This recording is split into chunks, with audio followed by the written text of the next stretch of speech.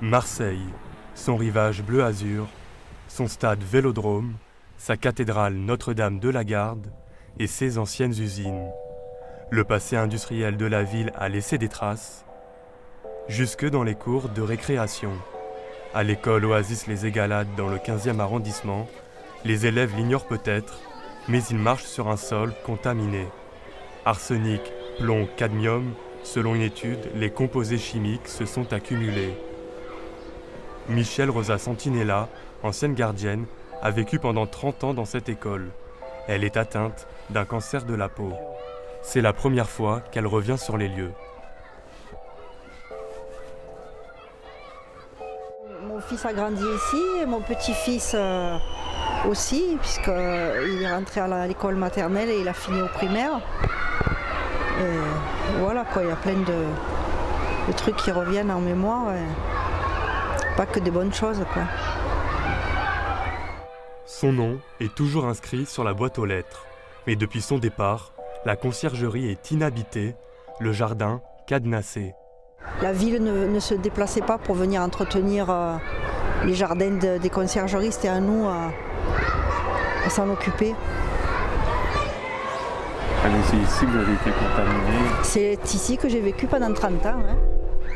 Voilà, j'ai donné 30 ans de ma vie là, ici.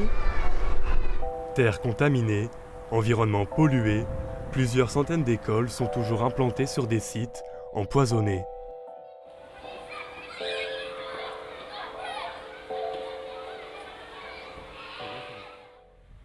Notre enquête nous emmène à Montreuil. Ces deux enfants rentrent de l'école.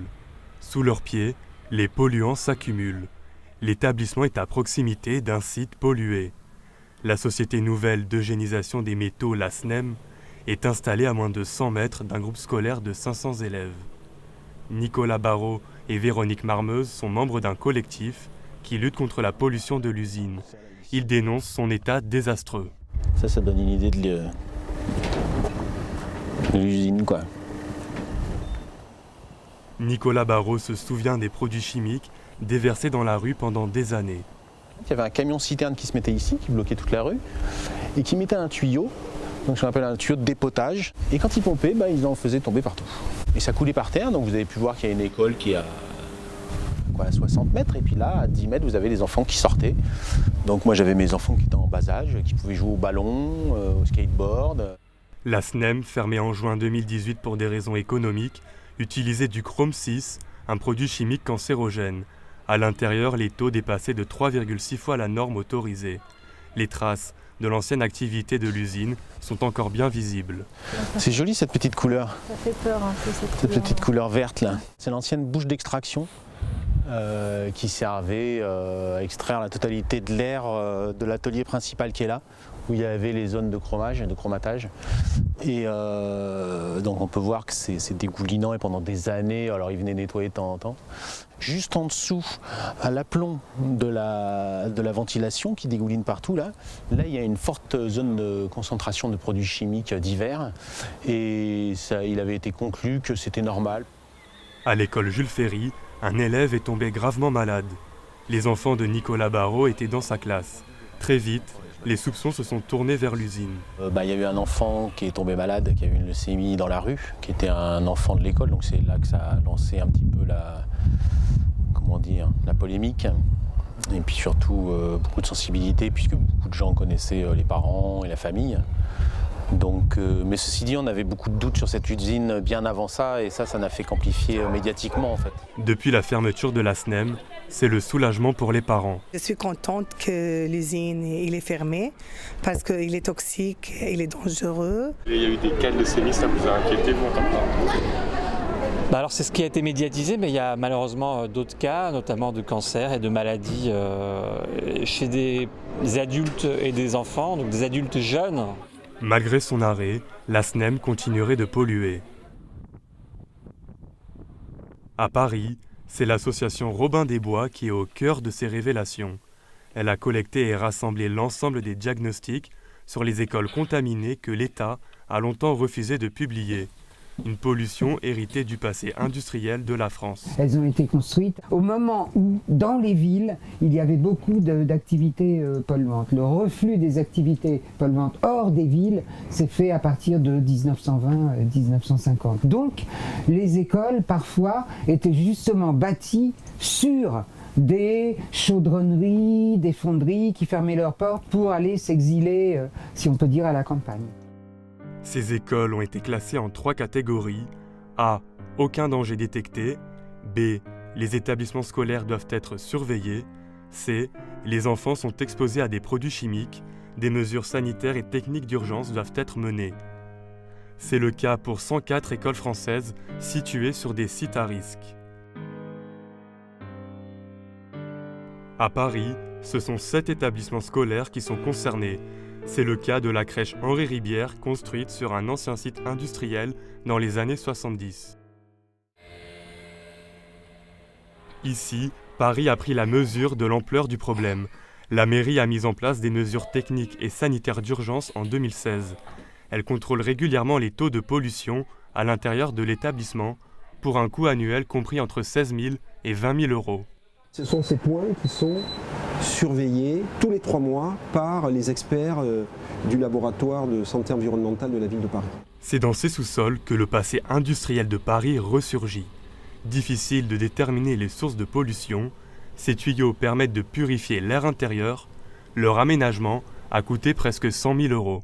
Compte tenu des mesures qui sont faites depuis 2016, tous les 3 mois, il n'y a pas d'exposition des enfants et des personnels aux polluants.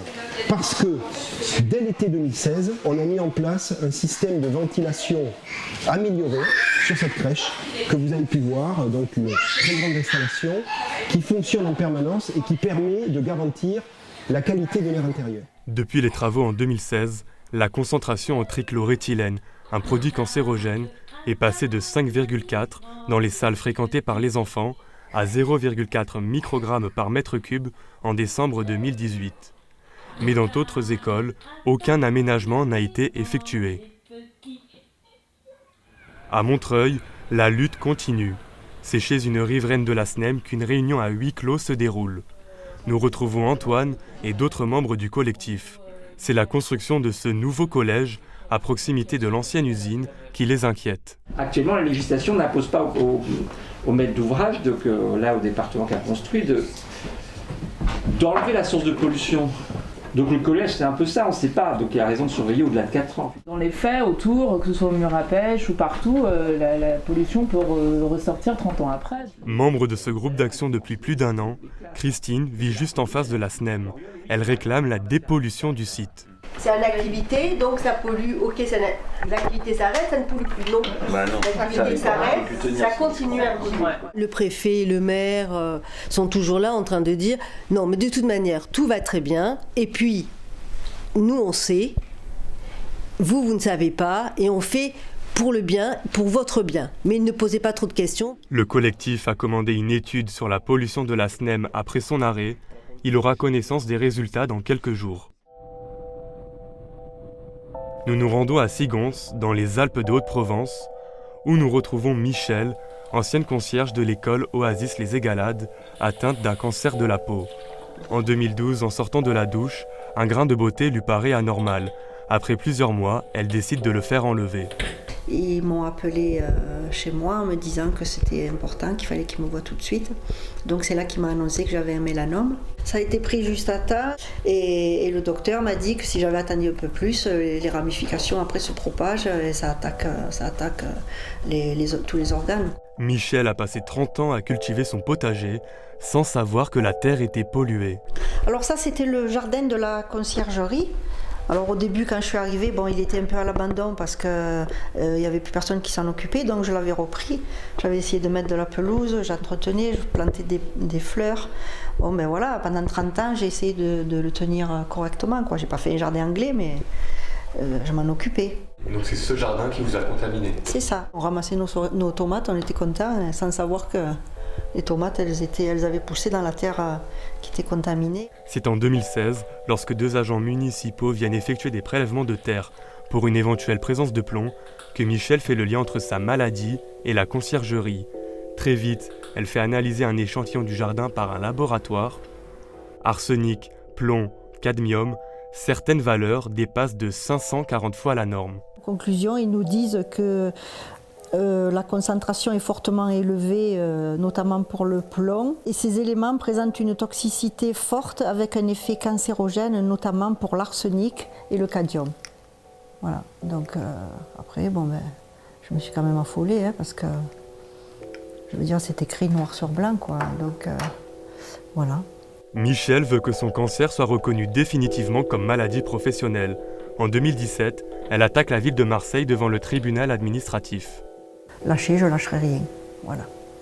J'irai jusqu'au bout et j'espère que j'aurai gain de cause parce que je pense que c'est assez grave, quoi. Voilà. Son combat contre la mairie de Marseille, c'est également celui d'une mère de famille. Moi, je parle pour moi, mais je parle aussi pour les enfants qui y sont encore et d'autres enfants qui vont y venir. Mon petit-fils a été dans cette école, mon fils a été dans cette école. Je veux dire, c'est grave. Là, je me bats, mais bon, je pense aussi aux enfants. Dans quelques jours, Michel saura si son cancer est reconnu comme maladie professionnelle. Ici, c'est toute la plaine qui est contaminée. À Pierrelaye, en région parisienne, tout un quartier est construit sur un terrain pollué. 250 logements sont sortis de terre. Un nouvel établissement scolaire a même été construit en septembre dernier. Nous avons rendez-vous avec Pascal Bourri, militant associatif spécialisé dans la pollution des sols.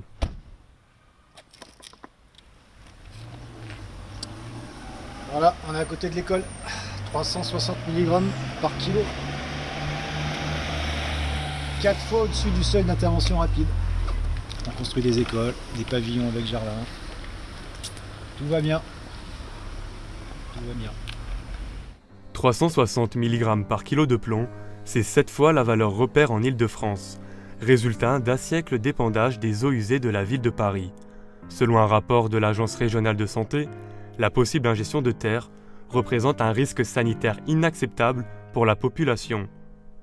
Les enfants risquent de contracter le saturnisme, une maladie grave causée par le plomb, qui peut perturber le développement psychomoteur et entraîner une déficience intellectuelle.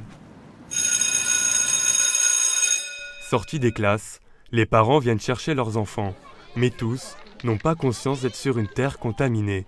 Pascal Bourri va à leur rencontre pour les sensibiliser. Ce qui est pollué ici, c'est quand même gravissime, quoi. Là, je sais pas, on ne peut pas parler de ce qu'on ne connaît pas, donc on va regarder, on va se renseigner. Bah écoutez, si vous voulez vous renseigner, moi j'ai créé un site internet. J'ai été à Carrière sous Poissy la semaine dernière. Je suis passé à France Inter. Si personne ne se plaint, ils vivent bien, donc.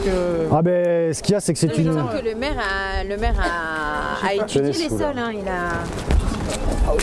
Il faut effectivement multiplier la communication puisque c'est ça qui permettra de sauver les enfants et d'avertir les parents que leurs enfants sont en danger. Donc il est primordial effectivement que la communication passe, que les autorités jouent la transparence.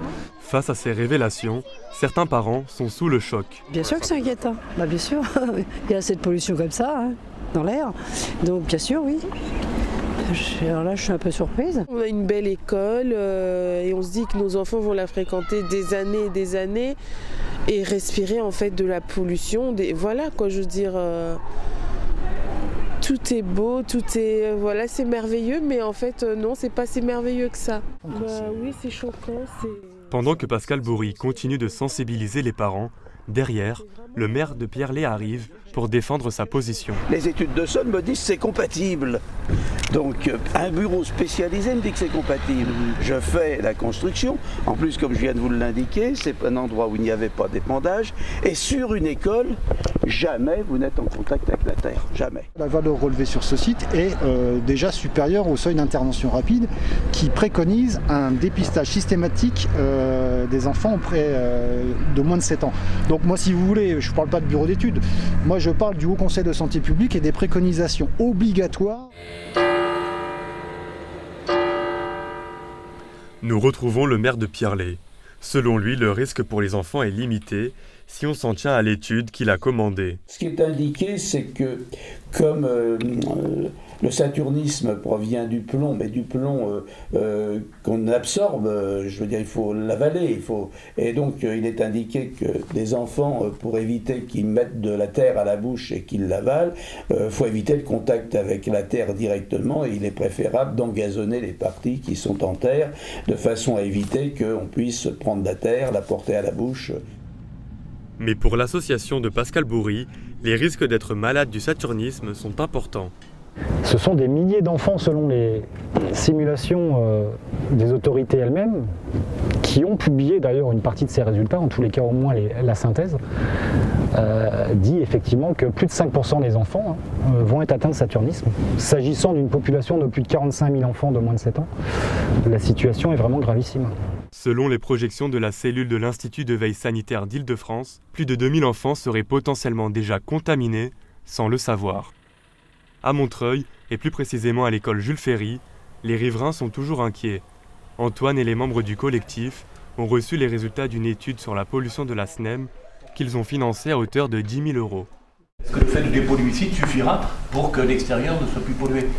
Ce que montre notre étude qui est parcellaire, je le rappelle, c'est qu'il y a probablement quand même un impact hors site de cette usine. François Laforgue est l'avocat d'une famille dont l'enfant est atteint d'une leucémie. Il met en cause la carence fautive de l'État. Nous allons saisir le tribunal administratif d'une demande de réparation de préjudice. La pollution est avérée sur le site de l'usine, donc il y a des études qui l'ont prouvé avec des cancérogènes qui ont été utilisés comme le chrome 6 ou le trichloroéthylène. Donc on a des éléments qui nous permettent de penser que effectivement il y a un lien entre l'activité de l'usine et ces leucémies. La procédure est toujours en cours, mais le lien de causalité reste difficile à établir. À Marseille, c'est un jour spécial pour Michel. Elle va savoir si la justice reconnaît le lien entre son cancer et la terre contaminée. Elle a vécu 30 ans dans un environnement pollué, qui n'a pas été dépollué, alors que probablement son employeur connaissait le caractère pollué de son lieu de travail, qu'elle est tombée malade. Et ça, il faut que ça soit reconnu, évidemment. Le moment crucial est arrivé.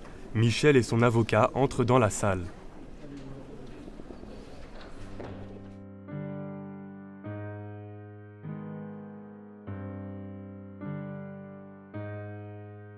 Son mari patiente à l'extérieur.